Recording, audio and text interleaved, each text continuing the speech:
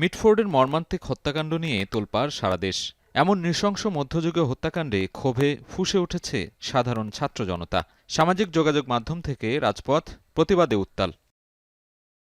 এমন বাস্তবতায় প্রতিবাদ আর সমালোচনার মুখে হত্যাকাণ্ডে জড়িত যুবদলের ৫ নেতাকর্মীকে দলীয় পদ থেকে আজীবন বহিষ্কার করা হয়।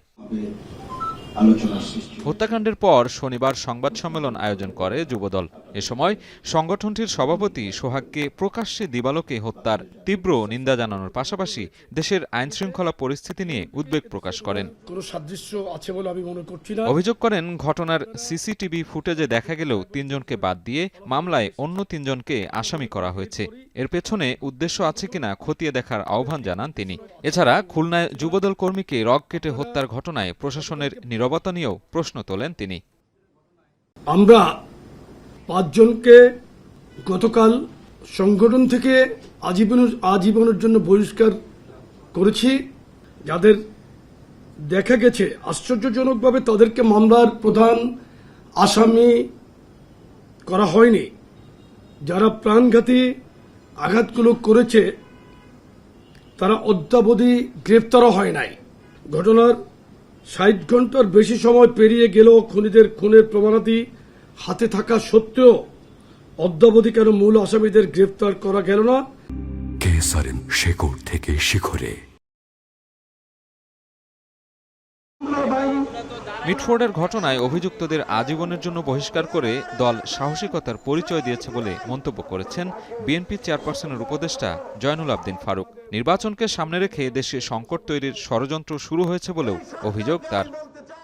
আমাদের দল সাহসিকতার সহিত যে কয়েকজনকে বহিষ্কার করেছে, ডিসেম্বরের মধ্যে নির্বাচনের প্রস্তুতি নিতে বলে দিলেন, তখনই এই হত্যাকাণ্ড, তখনই এই বিব্রত অবস্থা। বাংলাদেশে আজকে বিরাজমান সংকট তৈরি করার জন্য নানা ষড়যন্ত্র শুরু হয়েছে। এদিকে মিটফোর্ড হত্যাকাণ্ডে কিছু রাজনৈতিক দল পরিকল্পিতভাবে বিএনপির নামে অপপ্রচার চালাচ্ছে বলে অভিযোগ করেছেন বিএনপির সিনিয়র যুগ্ম মহাসচিব রুহুল কবির রিজভী। সকালে ফ্রি মেডিকেল ক্যাম্পের কার্যক্রমে অংশ নিয়ে জড়িতদের দ্রুত বিচারের আওতায় আনার দাবিও জানান তিনি। শাসন প্রতিষ্ঠিত করতে হলে সমাজে কোনো দুষ্কৃতিকারী এবং দলের মধ্যে যদি কোনো সন্ত্রাসী থাকে তাহলে তার বিরুদ্ধে ব্যবস্থা নিতে হবে। জিয়া রহমান এইভাবে বিএনপিকে গড়ে তুলেছে, অপরাধ করেছে তার বিচার হবে, তাকে গ্রেফতার করেছে। এটাই তো আইনের শাসন। সারা দেশে যারাই কোনো ধরনের ঘটনা ঘটেছে সেইখানে তো এই পদক্ষেপ নেওয়া হয়েছে এবং হচ্ছে, প্রতিদিন হচ্ছে। কিন্তু ওই ২-১টি রাজনৈতিক দল আপনারা মিছিল করে, আপনারা বিএনপির উপর চাপানোর চেষ্টা করেন। ষড়যন্ত্র মোকাবিলার পাশাপাশি দ্রুত হত্যাকাণ্ডের মূল হোতাদের শাস্তির আওতায় আনার দাবি বিএনপি নেতাদের। সাজিদ আরাফাত, এখন, ঢাকা।